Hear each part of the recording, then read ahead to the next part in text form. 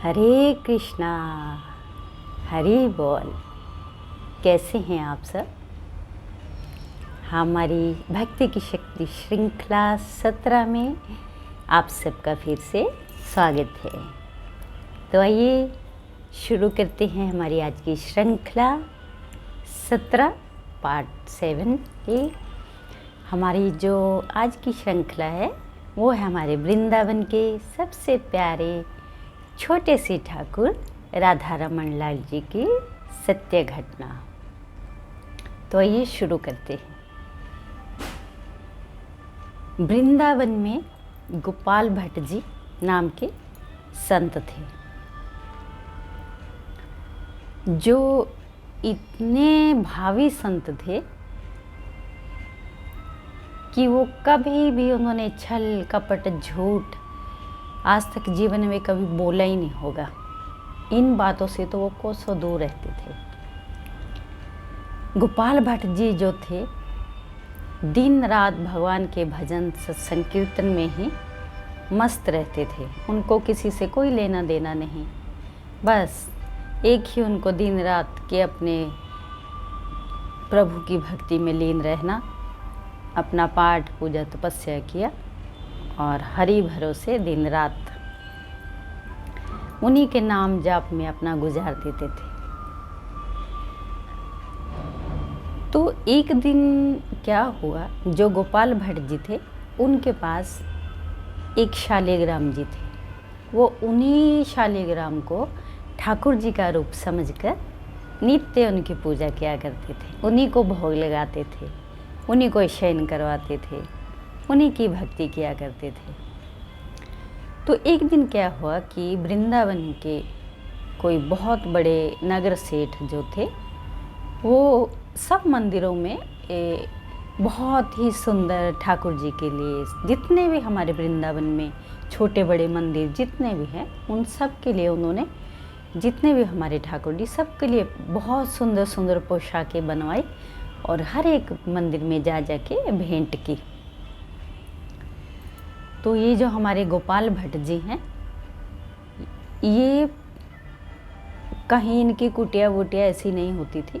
ये पेड़ों के नीचे ही अपना बसेरा करते थे, आज इस पेड़ के नीचे, आज उस पेड़ के नीचे।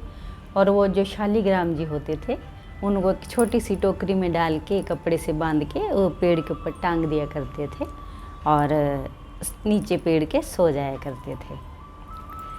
तो वो जो सेठ थे, उन्होंने इनको भी, मतलब वे जो हमारे गोपाल भट्ट जी संत है जो हमारे, इनको भी उन्होंने पोशाक जो थी वो भेंट की। अभी उन्होंने इनको पोशाक तो भेंट कर दी, मगर अभी अपने गोपाल भट्ट जी है वो सोच रहे हैं कि मेरे पास तो बहुत ही छोटे से शालिग्राम हैं, अगर मेरे पास भी बड़े ठाकुर होते, उनका विग्रह बड़ा होता, तो मैं भी मतलब उनको ये सुंदर पोशाक पहनाता।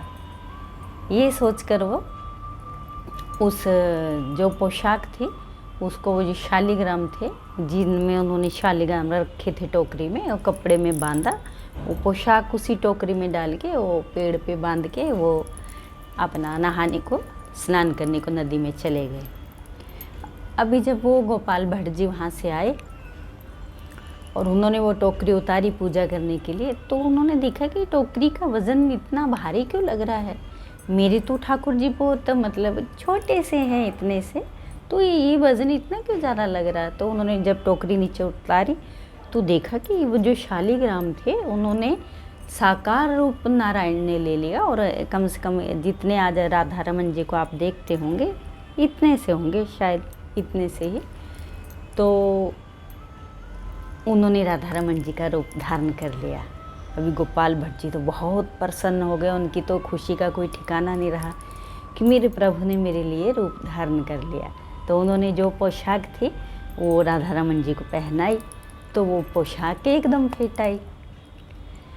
तो बहुत खुश हुए राधा रमन जी को सामने अपने पाकर। साक्षात भगवान कृष्ण साक्षात उनके सामने प्रत्यक्ष रूप में अपने विग्रह के रूप में उनके सामने शालिग्राम से राधा रमन जी का विग्रह लेके प्रकट हो गए।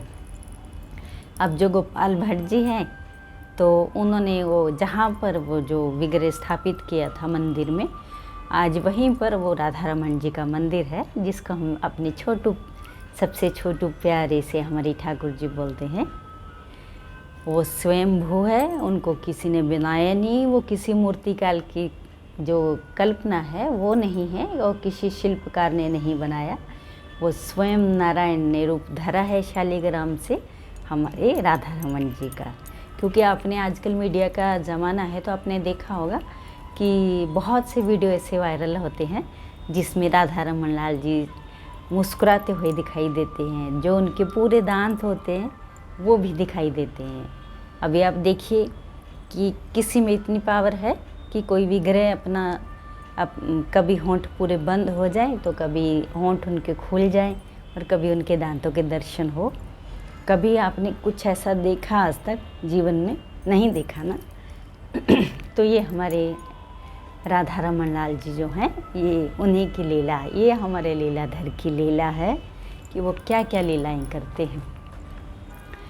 तो ये जो हमारे राधा रमन जी हैं, ये साक्षात स्वयंभू प्रगट हैं, साक्षात भगवान कृष्ण का असली रूप है। जैसे बांके बिहारी जी हैं, राधा वल्लभ जी हैं, और ये अपने श्रीनाथ जी हैं, कितने हमारे द्वारकाधीश जी हैं, जितने भी हमारे वृंदावन के ठाकुर जी हैं, इन सबको किसी मूर्तिकार या शिल्पकार ने नहीं बनाया। ये सब स्वयंभू है। स्वयंभू मतलब जो स्वयं प्रकट हुए हैं, इनको किसी ने नहीं बनाया। ये स्वयं लीलाधर की लीला से ही इनकी उत्पत्ति हुई है। जब ईश्वर को अच्छा लगा तभी उन्होंने ये रूप बनाया है। तो ये है हमारे छोटू राधा रमन लाल जी की आज की कथा। तो उसी मंदिर के अंदर आपको एक और सत्य घटना जो है, उस मंदिर में आज भी जो अग्नि प्रज्वलित है जिसमें ठाकुर जी के लिए भोग पकता है, आज भी वो जो अग्नि है वो भी किसी ने प्रकट नहीं की है, उसको माचिस से नहीं जलाया जाता। वो अग्नि जो है वो भी महामंत्रों से उत्पन्न हुई अग्नि है, और वो आज से नहीं, वो सदियों से जल रही है। सदियों से उस रसोई के अंदर जो चूल्हे में अग्नि जल रही है भोग के लिए, वो तभी से जल रही है, उसको माचिस से नहीं है। वो सदियों से महामंत्रों की ऊर्जा की अग्नि है वो, जिसमें आज भी ठाकुर जी के लिए भोग पकाया जाता है। तो हमारे देश में जो साधु संत महात्मा हुए हैं, उनके अंदर इतनी पावर, उनकी भक्ति के अंदर इतनी शक्ति होती थी कि अपनी भक्ति की शक्ति के चमत्कार के सामने भगवान को भी प्रकट करते थे। नर भी नारायण का, नर से नारायण रूप ले लेते थे। नारायण आकर इस धरती के ऊपर साक्षात रूप, भले विग्रह का हो, भले कैसा भी हो, दिखाई देते थे।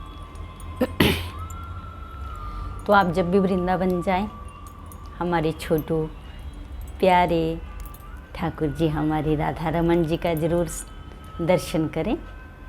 ये आप उनको दूर से देखेंगे तो वो दिखाई नहीं देते हैं इतना, क्योंकि वो छोटे बहुत हैं।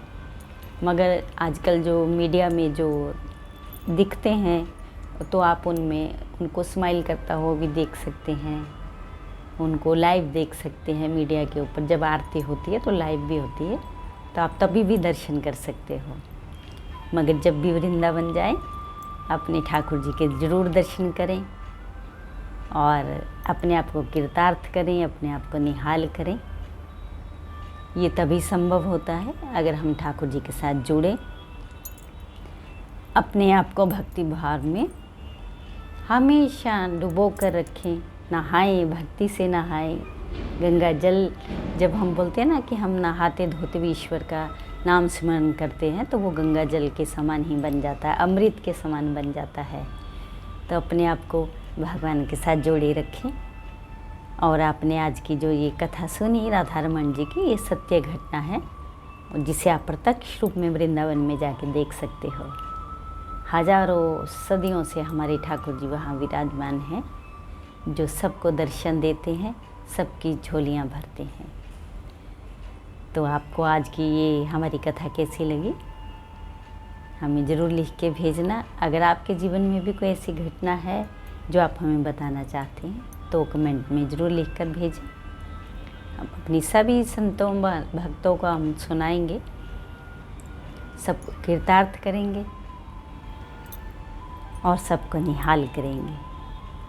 तो इसी महामंत्र के साथ एक और अच्छी सी घटना, सच्ची घटना लेके आपके सामने उपस्थित होंगे। तब तक के लिए हरे कृष्ण कृष्ण कृष्ण हरे हरे, हरे राम राम राम हरे हरे, हरे कृष्णा, हरि बोल। नमस्कार।